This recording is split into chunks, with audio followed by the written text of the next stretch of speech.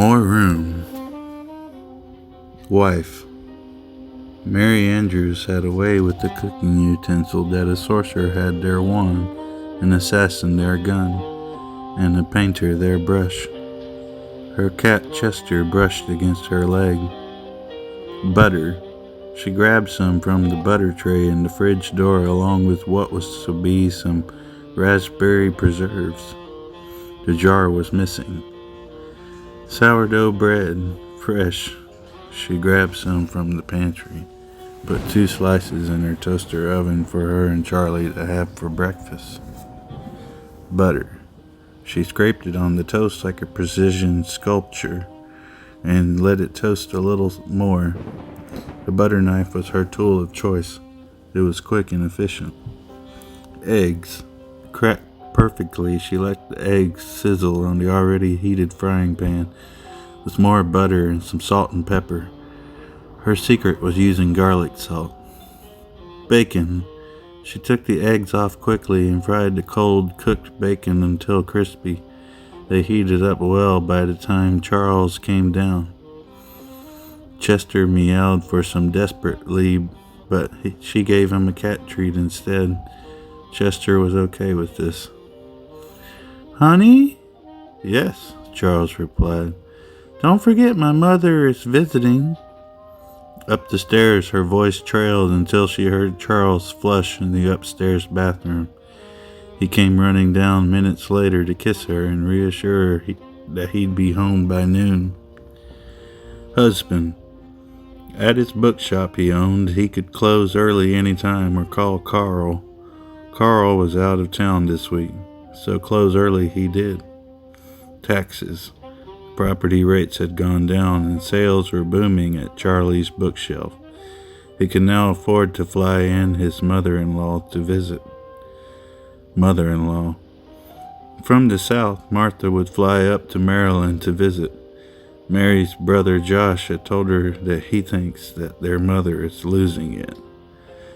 Dementia can be a challenge for an 80-year-old who is used to being independent. It worried Charlie and Mary while they waited at the airport. Terminal C. Martha Smith found herself lost in a painting. It was more like an advertisement, a large poster of a cheeseburger just near an airport restaurant where Martha's attention was kept for a bit too long when the young couple found her daydreaming and drooling. They got her attention and grabbed her bags and escorted her out of the airport and into the family van. They went home. Home. It was a 1920s Victorian-style home, average-sized and surrounded by 1,000 roses on a giant, well-kept bushes. The interior was very much all real wood with built-in shelves in the walls for the young couple's many hundreds of books. It was often that Chester would sleep amongst the many shelves, chasing flies or sleeping. He purred loudly in his daydreaming with one foot twitching with his swaying tail.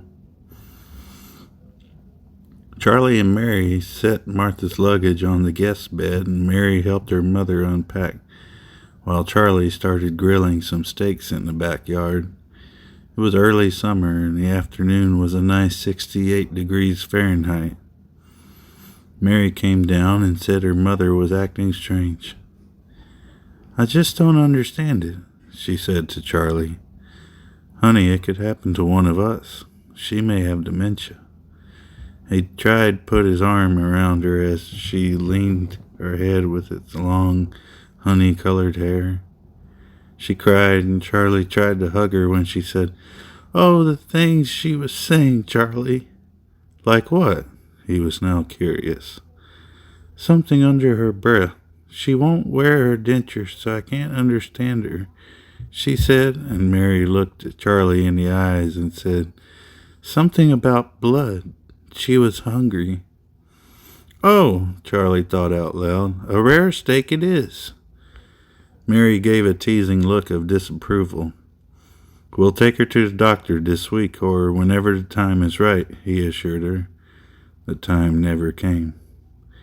Weeks later, they spent a total of $400 on bloody meats. A lot of things in the fridge that they had bought had gone missing. "Why would you do that, Mom?" Mary shouted from the kitchen. Charlie slowly made his way in to hear Martha respond. "I need more room for my food." "But there's plenty of room for everything. Please don't throw anything away again." Mary stormed off. She was a tax preparer and was meeting a client for a late appointment at 2 p.m. It would have usually been her day off. "But I need more room," Martha shouted after her. "Ugh!" Mary grunted with disgust as she slammed the door. Charlie ran after her with some leftover steak and potatoes and green beans in a Tupperware for her late lunch. Chester yowled as Martha stepped backward onto his tail. Everyone gasped as the poor creature ran away crying. Mary kissed him and without a word got in her car and drove off. Charlie was alone with Martha finally. It was awkward.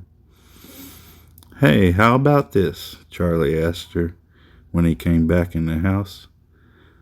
"I'll prepare all your meals and order you a mini fridge on Amazon Prime. Should be here in 2 days. Just needed more room. You understand. Blood, blood." The crazy old lady had truly lost it. Charlie sighed. The next morning at breakfast, Martha did something surprising. She apologized to Mary, and everything was swell when they hugged and laughed together. She seemed lucid after weeks of seeming off the rails. Charlie said the doctor's appointment got postponed another week. Martha was more than willing to go. The next day was not so lucky. "Mom, you threw away my salad I had prepared for a get-together with my girlfriends and my pie." They argued and argued. "I needed more room. Blood, blood." Martha spat out. Mary stormed off again, and Charlie fell into a deep sleep that night. Martha insisted the next morning, which was a seemingly lucid morning, that she would prepare dinner.